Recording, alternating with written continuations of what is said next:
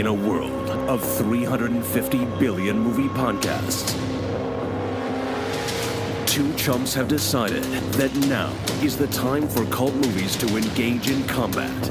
Disagreements will be had, blood may be spilled, and voiceover artists most definitely will not be paid. This is Cult Film Face-Off. Hello and welcome to episode 33 of Cult Film Face-Off. My name is Chet Royless. With me as usual is Nick Leonard. Big old Japanese fella pulled me right over. First of all, thanks very much to Edward Fisher who got in touch with us and suggested this week's pairing of films.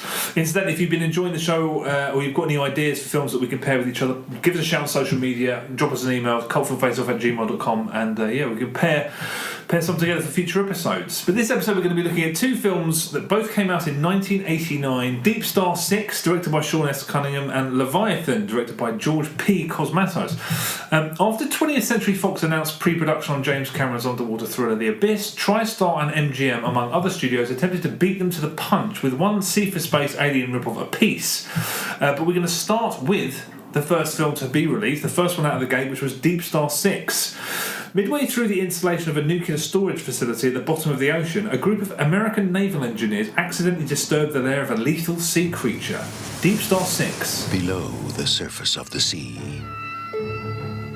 far, far below, in impenetrable darkness, at unimaginable pressure, no form of life we know could possibly exist. Here, there is only silence. And the crew of DeepStar 6. 6 months at the bottom of the ocean. It's more than I bargained for. They are explorers. Let's bring it aboard and get the hell out of here. What's the matter? You gonna let a few ugly fish scare you? They are invaders. Okay, boys and girls, don't try this at home. In a world which no human being has ever entered. Sonar contact. Down here? I'd like to go out and take a look. Contact closing. 300 meters. The hell is that? 250. Look at that mother. 200 meters. 150 meters. I think we're in big trouble, boss. 100 meters. Get the hell out of here. Now, they are about to make a startling discovery. Not all aliens come from space.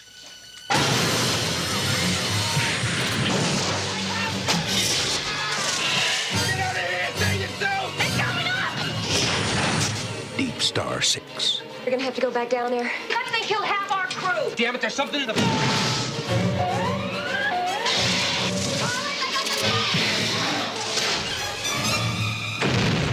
Save your last breath to scream. Mayday, DeepStar 6. From the creator of Friday the 13th, DeepStar 6. Anybody out there? Can anybody hear us? Mayday. Okay, I had never seen this film. I'd seen it floating around video shops as a child. How about you? I'd never seen this floater. It's floating around. I've never seen this floater. Yeah. That's perfect. I'd never heard of it, and I'd never seen it.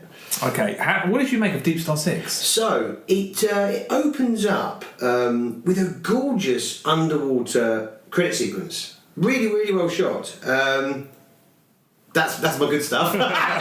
I thought it was when the credits ran down the screen like water running down the screen. Yeah, I thought the whole thing was done very, very nicely. And then you're introduced to the first sequence of the two of the six crew. I think it's six crew. Is that right? I guess that's... Maybe, no, that's 100% on that. But you're introduced to two of the crew, reminiscing talking about their love, and I'm listening to this for 5 minutes going, whoa, this is some really flat dialogue. Yeah. I'm not buying into this relationship.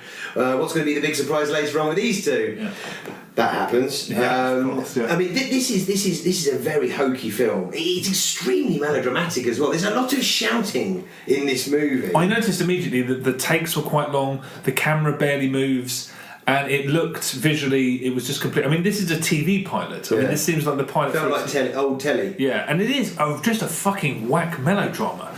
It's really talky. It's an incredibly talky film. All of the conflict is unbelievable. I mean, it's just uninteresting, and it's scarcely believable. It's very, very trite. Yeah, and the central antagonist, Miguel Ferrer, playing this He's just a guy who antagonises everyone, and also I don't know what he's doing in that role. That's supposed to be a slightly imposing thug, and little Miguel Ferrer. I mean, he does the job quite well, but physically he's not the right. He's supposed to be imposing, but he does play an awesome fucking douchebag. Dickhead, yeah. You know, straight from his performance in RoboCop as a fucking massive douchebag. Yeah. He's on douchebag duties again. I mean, this film it pilfers so much from Aliens and can't even, to be mentioned in the same sentence as Aliens. I mean, there's the closing in monitor sequence, which is completely from Alien. Yeah. There's the alien, something rams the space station. Alien. Yeah. And then there's to round it off, you've got the alien blip on monitor scene. Yeah.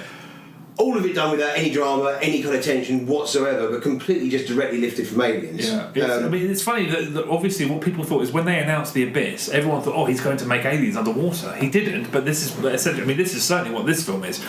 But there's no sense of wonder to this film whatsoever. There's not even a really good scene of like faux scientific mumbo jumbo. I was waiting for an explanation about why they shouldn't blow up these caverns and what they thought might be hiding. It was like it was written by someone who had no interest in what potentially. It was someone who was interested in the soap opera shit that was going on the ship, and I watched it with a friend.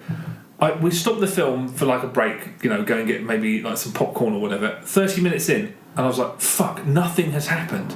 We stopped it again at 60 minutes. And I was like, "Nothing has happened in an hour of this film." It only really starts the wheels start turning after the hour mark, which I think is quite a fucking achievement for a film like this, especially a sci-fi action horror thriller or whatever it's purporting to be. It's completely unimaginative, this film. Totally. I mean, when it picks up is when the monster first attacks. That's punctuated on about the hour mark. Yeah. And you're given the first look we get, the first time we see the monster, I was like, the monster looks like a Tom Baker Doctor Who era monster who didn't make the cut. It's not it actually is a bit better than that when you do see the when you see it in full for the couple of seconds. I'm like, okay, it's okay. Yeah.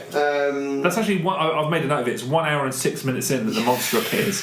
That's late in the game. Yeah, really. I mean, this film is a film for you if you love actors shouting highfalutin technical babble at each other, and also if you get a hard on for shots of monitors displaying technical mumbo jumbo, you would love this film. It really is stupid. I mean, Schneider, Miguel Ferrer's character, he detonates these nuclear missiles, and in his defence he just goes, "I was following protocol," but he wasn't following protocol, and that's nonsense. Yeah. But everything that he gets annoyed about, he's just like, grow up, you twat. I can understand, but there wouldn't be. Actually, it's funny that they have this. The only mechanism of drama is Miguel Ferrer being annoyed, but doing stuff just stupidly. Being a complete dumbass. Yeah, but what's interesting about this film as well is it kind of avoids really substantial, meaty drama at every possible turn. There's one scene where one of the crew is trapped in a door. And rather than his crewmates are trying to help him, and rather than let's see how that goes, he floods that area of the ship and almost drowns all of them. And I thought he just blatantly almost fucking like he had some sort of persecution complex. There's a flood button on the exactly. the handy old purge. I'm going to press the flood button, But I just thought, I mean, he has some sort of persecution complex. I'm going to. But also, there's other people there, dickhead. Like you may kill everybody. It's just a cheap way of causing. It's just a real cheap, lazy way of causing drama. But the thing is, the drama was the fact that why did he do that? In the next scene, Matt McCoy's character says, "Oh God, I'm going to miss him," and Greg Evigan, who was there, was like, "Yeah," and I'm just like. He almost killed you and the mother of your unborn child. And then he goes, "I'm going to name my son after the captain." So fucked. I'm just like, that guy almost killed you. It wasn't a noble thing that he did at all because he could have taken people with him. But that's what I mean. It avoids any possible. If there's a germ of something that could be interesting, it just fucking swerves straight away from it. I mean, I was, when I'm finding myself looking at a movie when they have an implement where they're going to basically attack the monster by shoving this kind of dart that's unable to put huge amounts of air into something. Yeah. So I was hoping for we're going to get like a Yaphet Kotto Mr. Big moment. Yeah. We never got that. No, you do. I mean, it's kind of, in retrospect, it's quite funny that Miguel Ferrer's character is just like, oh, he stepped in front of my weapon and then he kills him, doesn't he? I mean, that was a mood highlight. Is Van Gelder. He's such a moody guy, Van Gelder. This is a bad movie. Yeah, it's really bad. I mean, the one thing that I thought was quite impressive is that it looks the way the ship looks is quite impressive. I mean, the interiors look kind of functional and they look barely habitable. It looks like the inside of like a really taut submarine. Like you do think that looks You like wouldn't want to be there. No, it looks like it's functional and it looks like yeah. But the production design should have been a bit glossy, maybe. It should have been kind of nice to look at, and then you would. It looked. I think going back again, it looked like television. It did, but I mean, vague realism in the design of the ship was not the way to go. You can't even get some sort of, I don't know, comfort out of it. If it was glossy and kind of nice to look at. I was expecting some kind of high drama from these highly strong people who don't want to be in this environment by looking at it, but it's not that. That's the problem. I think they should have gone for something a bit glossier, but then again, maybe it was just a budget thing. I don't know. It's completely at odds with the film. The fact that it looks kind of vaguely realistic, I guess. I mean, this is Sean S. Cunningham and Harry Manfredini, who have worked together on numerous pictures in the past, being the Friday the 13th series. Harry Manfredini? He's the composer. Oh, okay. I couldn't help watching this, just going, it just reminds me of every Jason film that I've seen him compose. It's the same kind of, he does that sound very well, but watching it in DeepStar 6, which is not a slasher film, felt a bit odd to me. Yeah. The music, I feel, is far better in Leviathan, that we'll talk about obviously shortly after this. Yeah. I'm curious what the budget was, because $8 million. Was it? Mm-hmm. I don't know what they spent that on. I mean, when the creature shows up at 1 hour and 6 minutes in, I thought you see the creature for, I reckon, in total about 3 seconds, and then it's gone again, and then you're back to bickering and fucking melodrama again, and then we see the monster again for a few more seconds, and then like we said, the monster's not terrible, but I reckon it's on screen for a maximum of about 45 seconds for the whole film. A film where they're being stalked apparently by this fucking monster. The only thing that I think that the only real bona fide plus, I think Miguel Ferrer's death is horrifically unpleasant. That's a really nasty scene, and I was like, that was done well. They got a good decompression. Yeah, they got a really good reaction out of us. We were like, whoa. Yeah, it's quite squirmy. Yeah, it's nasty.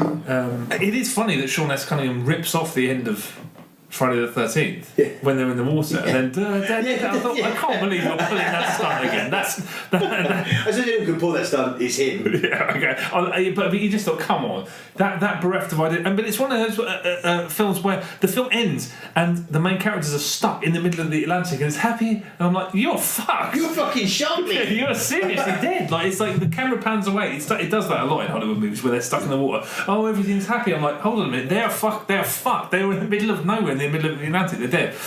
It's weird how all of the characters throughout speak. They only ever call themselves by their surnames.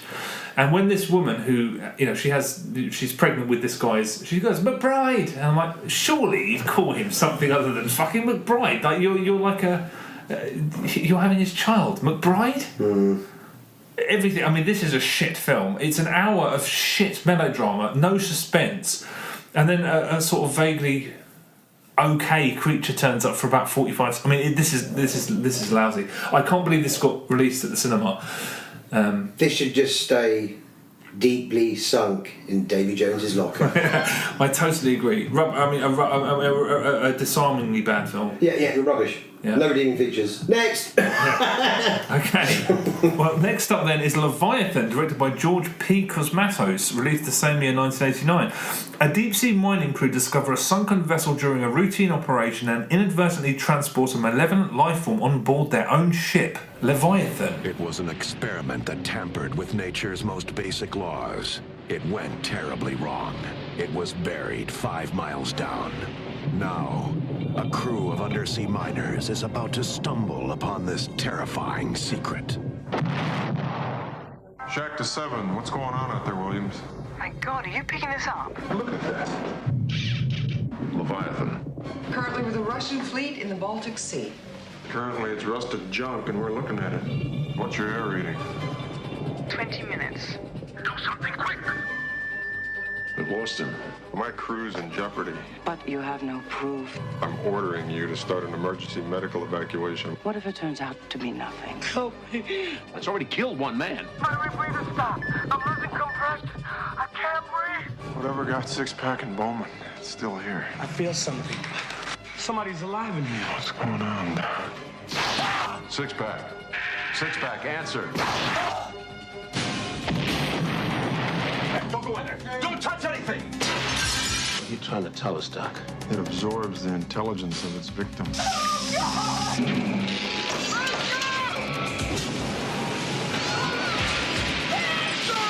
Thank goodness you're still alive. When are you coming? I say we protect ourselves.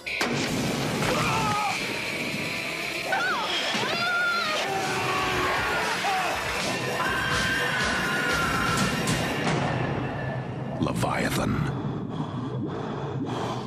Okay, I saw this way back when, probably not long after it came out on home video. Had you seen it before? Exactly the same. Home video a long time ago. Did you like it back then? I did, loved it as a kid. Yeah, I had a really fond recollection of it. I hardly remembered fucking anything about it. Same here, yeah. It was nice to go back to it because I don't remember anything about it except that I liked it. Yeah. How did it go down in 2017? Oh man, this was like a breath of fresh air after. I mean, this is not a perfect film, but it was still a breath of fresh sea air compared to Deep Space Did you watch 6. one after the other? Yeah, I did, yeah. So did I. And we watched it on a double bill and I was like, is it just because we watched this immediately after Deep Star 6 that this seems so much better? But I don't think it is. It's genuinely a far fucking better film. When the film opens, the first shot, I was like, that shot looks like it cost way more than the whole the whole film just has got an air of sheen about it that Deep Star 6 did not have. But also, it just starts straight away when that guy's suffocating. There's immediately drama. Yeah. You're immediately interested, rather than having like a fucking sitcom. I get to know all this fucking amiable bunch of nobodies.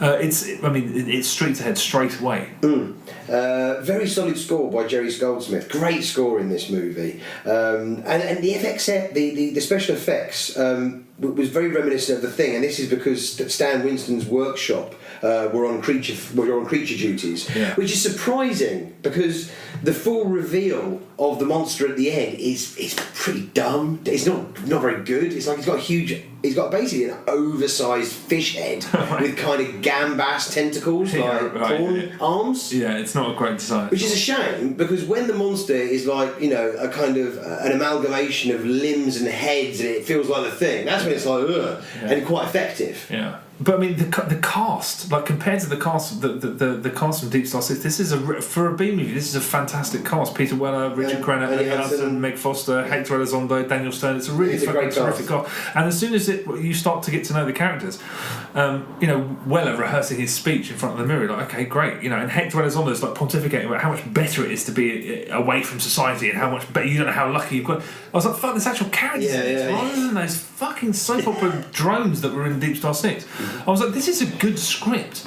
I don't think it's good for the entire duration. It kind of descends into a state sort of pretty standard slasher film towards the end.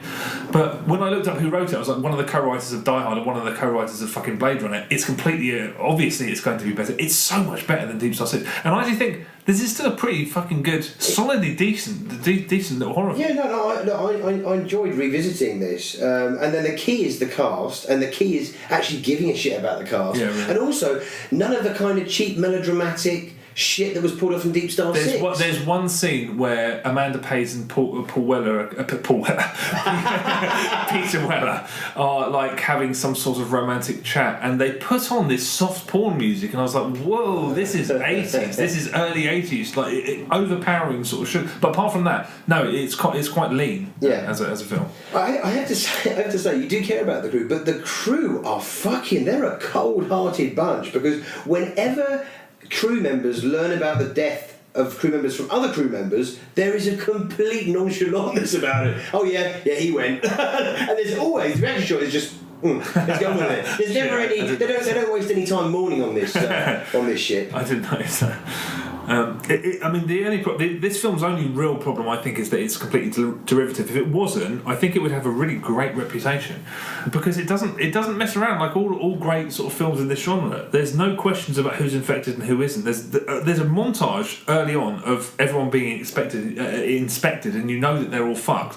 Then you're told that it takes 8 hours for this stuff to kill you because Daniel Stern died over 8 hours. And then Meg Foster says, oh yeah, we'll come and rescue you in 12 hours. And like, that's the ticking clock straight away. It's like a little engine driving the plot. So I think that... It was very 80s having the character Turner...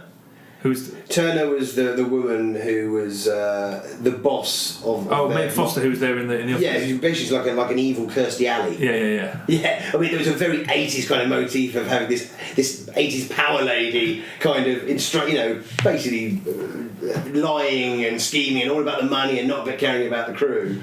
I found that every time she popped up on camera and she was just kind of just hamming it. I found that quite funny. I for some reason I did have an inkling straight away when she appeared. I was like, I've seen this film before, but I completely forgotten. But I was like, is there going to be some really unnecessary cheeseball moment where she gets punched in the face? And lo and behold, that came true. I guess subconsciously I probably remember. I think very much of its time. Yeah, very much so. I mean, I think it's a really good indicator about how well this film works. Is there's a bit where they intercept this news report and it becomes clear that Meg Foster has told the press that they're all dead, so they've written them off already, and they announce who's dead and they name the crew, and I was like, I know exactly which character is which name. Like I knew who was who. Yeah. That's quite an achievement, I think. I could not tell you anyone on DeepStar 6 apart from Schneider. Schneider, of course, I suppose, because he was the one character who was just endlessly. And then endlessly, his name was coming up in a negative way because he's getting blamed for everything. I mean, the character, obviously, who by and large we know from Home Alone, he plays a six-pack. Yeah. He plays a great douchebag. Yeah. I mean, he's a convincing arsehole. I think everyone's pretty good in this. I think everyone's really. I mean, because it's a good cast.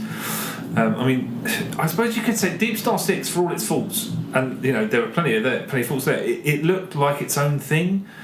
It kind of looked. I mean, distinctive something is a plaudit that you don't want to give it. But this just looked like Aliens. It was modelled very, very sort of strictly on Aliens. I mean, one thing I did like about this is that there's always cables sort of tied up everywhere. And if you look in the background, there's always cables running along things and tied up. And it looked kind of slapdash and slightly nauseating because it seems to be not falling apart, but anything. But that's the whole thing, isn't it? About the vessel being. Quite delicate. It was a jump. They were fixing it by putting a piece of chewing gum into that's right. into running a part of the ship, and that was fit. I think that added thing because you feel like a wrong thing, and they could fucking kill each other, kill everybody rather. Something that I thought I was watching this, I just thought, was this ever shown in 3D? Obviously not, because by that point that the original 3D had died and the new 3D didn't exist. But the tool up scene when they're getting all their weapons together, they keep shoving stuff in the camera, and I was just like, this looks like a scene from. It looks like the tool up scene in Freddy's Dead where they're constantly shoving things in the camera. I remember very clearly. I remember very clearly in Freddy's Dead. Yeah, it's exactly. And then when they're walking through with all their weapons, they're always trying to jut them towards the camera. It's really weird. It's like somebody at some point thought that they might release it in 3D. I didn't notice that. I never looked. But yeah, when people start dying, it's a little bit on the flat side. It's people being picked off. But yeah, it is a film from a different era. The sharks that appear at the end, I thought, come on. I mean, it really didn't need it. It was real. It's like the train. I mean, it was just turning into like a parody. It's not like you'd imagine The Simpsons to sort of put on the end of an episode. It was like, it was a parody. So I kind of thought that's dumb. But it was what it was. It was funny because when the sharks appeared, a few seconds later, I thought, Ernie Hudson, the token black character, he lived, and then bonk, he gets munched. That's the end of him. I mean, riffing on Jaws, saying motherfucker, doesn't quite have the same resonance as smile you son of a bitch. No, it doesn't. I mean, that's lame. Yeah. He should have just said. He should have just got to avoid doing any kind of riffing on Jaws. No. I don't know what he should have said in place of that. Probably nothing, but then that would have been fucking weird if he just went, I'm going to kill the monster. I mean, he genuinely is an ugly son of a bitch. Yeah, that's true. There's no doubt about that. We checked how far through we were with DeepStar 6, stopped it and said how long we got left of this. 4 times in total, I think. I didn't check once. No, I didn't. Watched it straight through. I thought it rolled along really nicely, Leviathan. Yeah. And I was looking forward to watching it, I can't say fond memories. All I know is that I liked it when I was a kid. Yeah. And I really enjoyed putting it on. It's very, it hasn't aged fantastically well, but cast are great, atmosphere's great. There is actual tension in it, genuine tension. I mean, when the female character, her hair starts coming out, and she discovers that Sixpack is dead, and then she commits, she commits suicide. Yeah. It's all done very well. Yeah, it's a really decent film. I mean, I just think if it wasn't so derivative, it would have a better reputation. Basically, a much better reputation. And also, I'm not sure how they did it. I scoured the internet trying to figure out, because when the first scene, I was like, wow, they shot this in the same sort of environment where they shot The Abyss, under underwater in a tank. Apparently they didn't. They used some sort of... I don't know how they did it, because it looks like they were underwater, legitimately. And I'm just thinking, how could they possibly have done that in like the 80s when they filmed it and made it look like they're underwater, but they're not? They're not underwater? No. Apparently not. What? I was trying to figure this out. No, apparently there's some sort of... you know, they put water button in... No, I think what they did is because there's information online about how they used feathers floating around to try and make it look like... Because there is stuff floating in the water. It looks like they're in... I have no idea. I tried to figure... I went on Google trying to find out information about how it was shot, whether it was shot underwater, whether it wasn't. And the only thing I could find is that it was shot in a process that was called wet for dry or something like that. Sorry, dry for wet. Sorry, other way around. So yeah, I thought it was a very flawed. Peters out in the last half hour, but... I was disappointed that Stan Winston's guys were behind the monster, and the full reveal of the monster was naff. Not quite. No, really naff. It's an oversized fish head with gambas legs. Yeah, no, you're right. So, what way are you going to go? I'll say I'll probably plump for Leviathan this time. Yeah, Deep Space 6 will be forever treading water, and Leviathan is the one. DeepStar 6? Hey? DeepStar 6, not Deep Space 6. DeepStar 6. Okay, well, thank you very much for listening. If you've enjoyed this, please do check out our YouTube channel, Facebook, Twitter, all of that stuff. If you've got any suggestions for episode, we'd love to hear them. Drop us a line. And if you've seen any of the films, check our slate on the blog, what's coming up. If you've seen any of those films, we'd love to hear any anecdotes or reviews of anything that you may have seen. And yeah, thanks for listening. We'll see you again. Cheerio!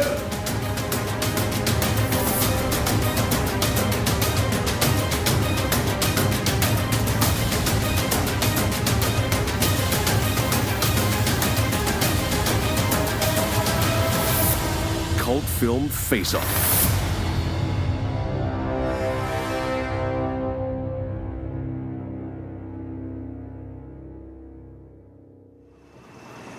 You made it. No one back at Trioceanic believes me, but I never gave up on you once. How do you feel? Better. A lot better.